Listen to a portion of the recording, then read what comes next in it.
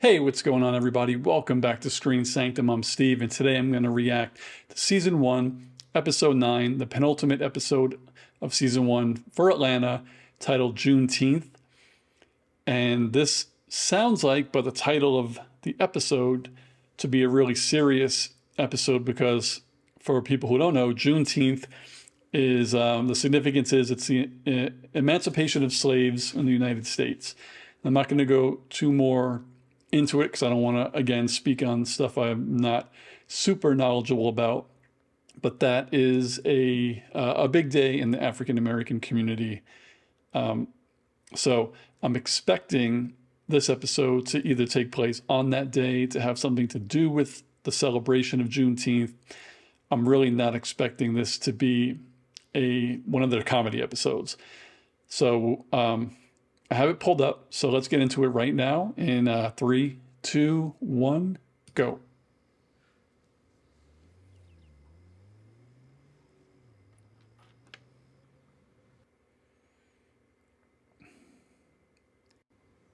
That morning burn.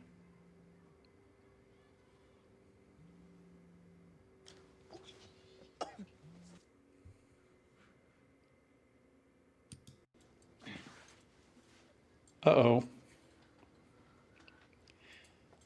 What did Ern miss? What is he late for?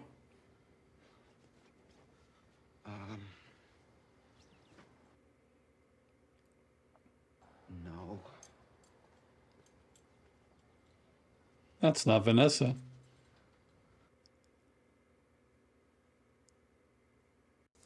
Thanks.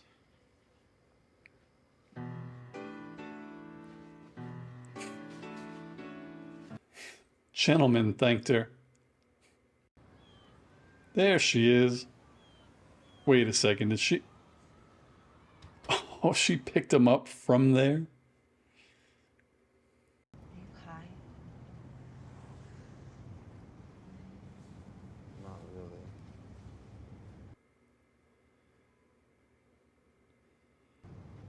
She's a great woman.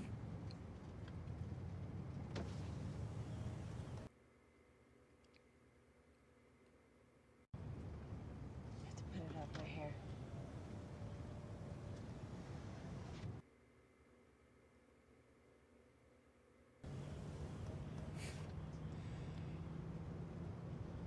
Ern, man.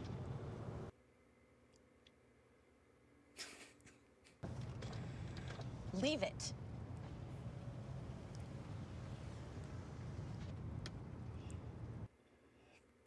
I hope they work it out eventually.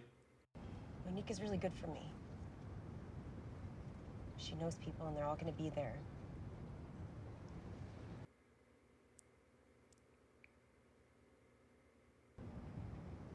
Oh, is that her best friend? For Lottie. That's famous Why and else do you think I'd be here?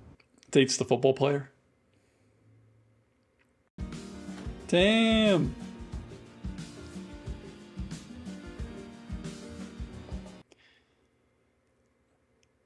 Is that her house? And her house has a valet stand outside? Oh, happy Juneteenth! So much for having us. Okay, so Hello, I'm Monique. it is a celebration episode. This is Ernest. Yeah. Are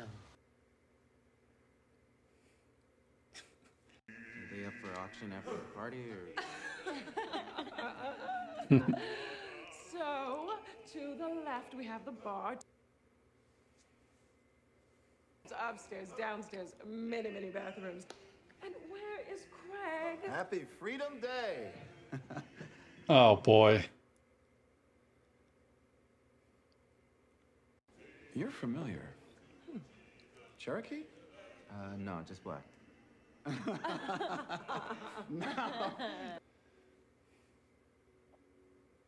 No, no. You sure? Yes, you must be confusing me with some other black guy. We tend to do that. God, it is so great to meet both of you. Oh my God. That dude is trouble. Hey, could I get Sir, I'll be right with you as soon as you take your place in the queue.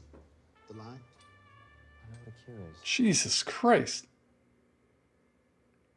He's right up his How can I ass. help you, sir? Yeah, I'd like a vodka cranberry. I'm sorry, sir. We aren't equipped to make that drink. We have a fixed cocktail menu for the evening. Please, make a selection. Damn. Cherry juice, frozen freedom margarita. Good. Do I gotta explain alliteration? I'll have Oh my plantation master God. poison.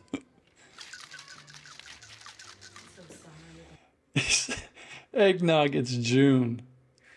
Still want to be a teacher? The principal of Pace University is here. Easy. Want to be a designer? I was just going to ask about what happened to her in teaching.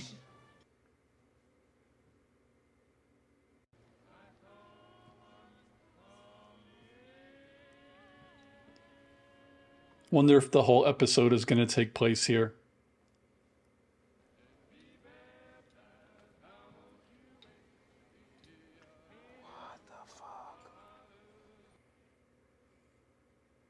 Nobody can give you equality or justice or anything. If you're a man, you take it. Malcolm X quote that inspired that painting. You want a real drink? Sure. All right. I don't know about this guy yet. Interesting interpretation of that quote. It's the only interpretation. It accurately depicts the plight of the contemporary black man. Wow. Oh boy. So, Ern, what kind of business you in? Music management. Is this Hennessy? Mm-hmm. Oh God. Are you an archaeologist in African studies? I'm an optometrist. It's like for one good thing this guy says, Yeah, that was... the next thing is super That stereotypical. was a pilgrimage. Needed to... What choice of word? What? Wait, you've never been to Africa? No. You gotta go. Yeah, what are you? White guy's got to tell him what Where he's are your got to do. ancestors from? Congo? Ivory Coast?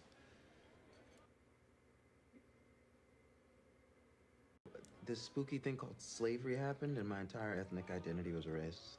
So. Yeah. I have a question about him and his wife that hopefully is answered by the end of this episode. I have a feeling it will be.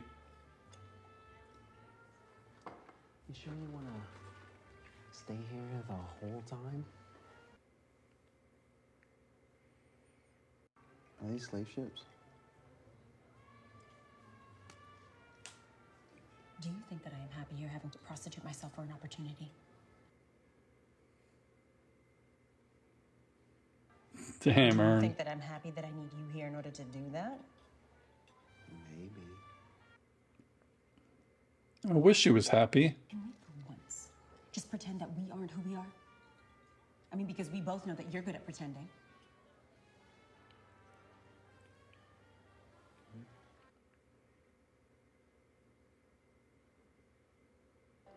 I prefer Craig Mack.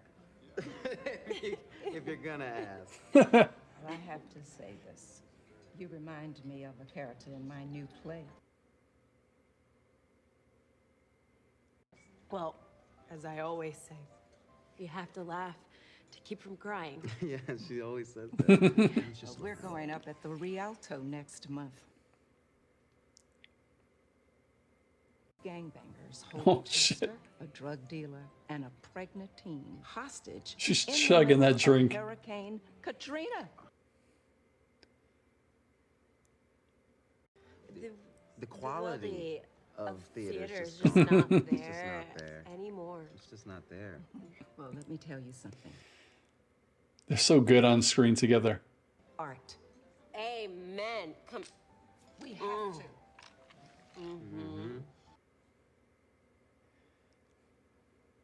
Is Vin Diesel black? And all you gotta do is give it up to Jesus, Playboy. You see, I am a reverend at a mega church. Yeah, you said Yeah, that you kind of like say twice that already. often. And how to treat your woman. I don't think you could really even pretend to be excited in this situation. She wants a new you. And with a banging body and money in the bank. She's a pretty woman.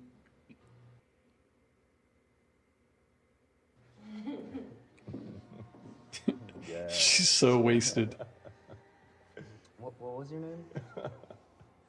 I guess he didn't let his wife talk. She honestly doesn't get the credit she deserves, I mean, ever. But that doesn't deter her from being what she is, which is a mother, a provider. I know they're like acting right now, but he is, I think he's truly speaking from his heart.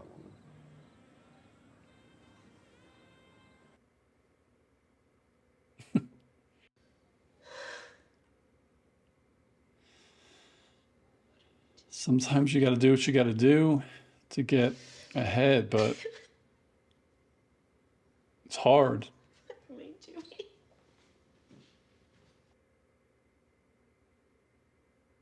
Hey. Hey. What's wrong? You're mean.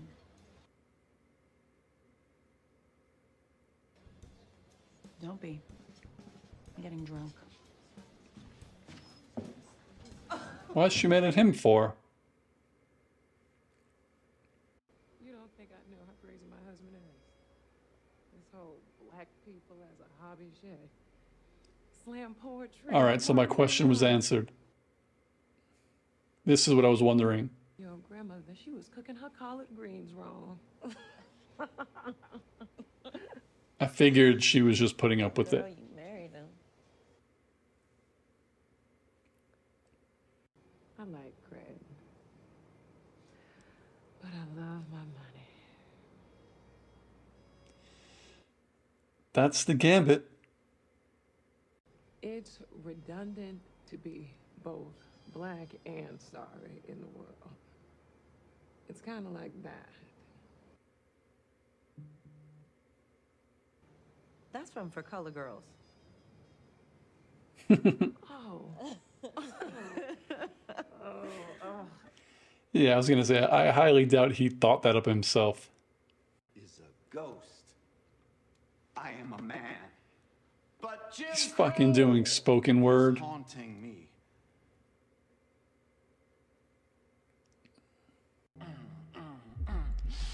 Oh, but my point is moot. I have seen This is so uncomfortable. Ern wants to say something so bad. Sorry about that, man. Is that Red Bull and vodka? Well, yeah. Where did you get that? I am a man, but Jim Crow. Yeah, tell him my sister likes him. Okay. Here's a pair of her underwear. Whoa. Give it to paper boy. Oh my god. Why you know? Oh yeah, like, I never know why. No, ow, ow. No, go. What if the you want more food, Ramon will bring you a to-go plate outside. that's so weird. We just say what's up to Paper Boy's boy.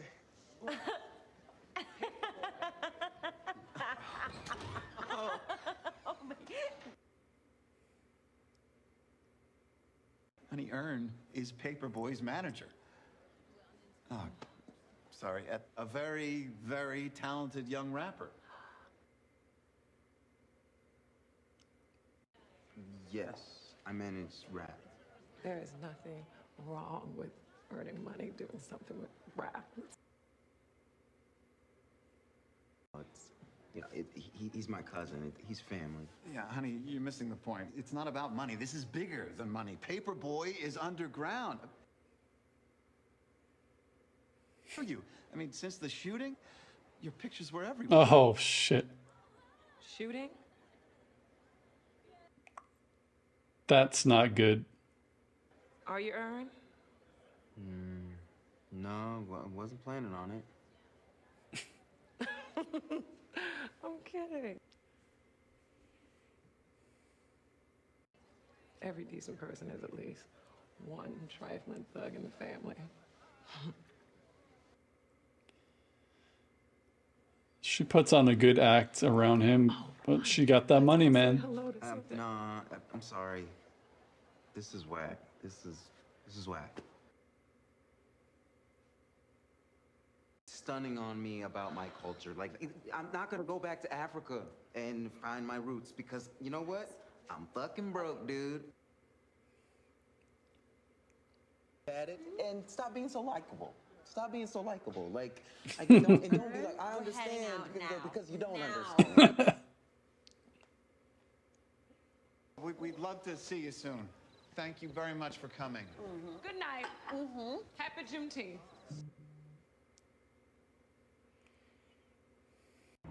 I'll call her in the morning and apologize. And I really hope she's not mad at him for that.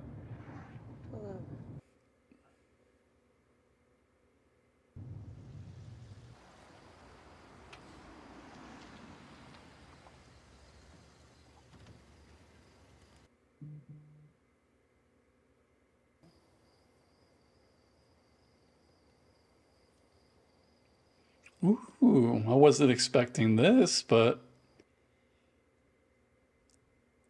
I'm not mad. I'm very happy right now for them.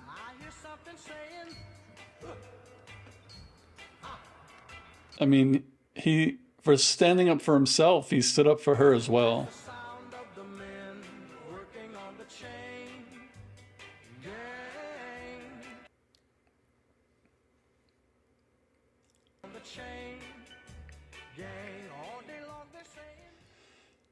This was a great episode. I was thinking it was going to be more serious.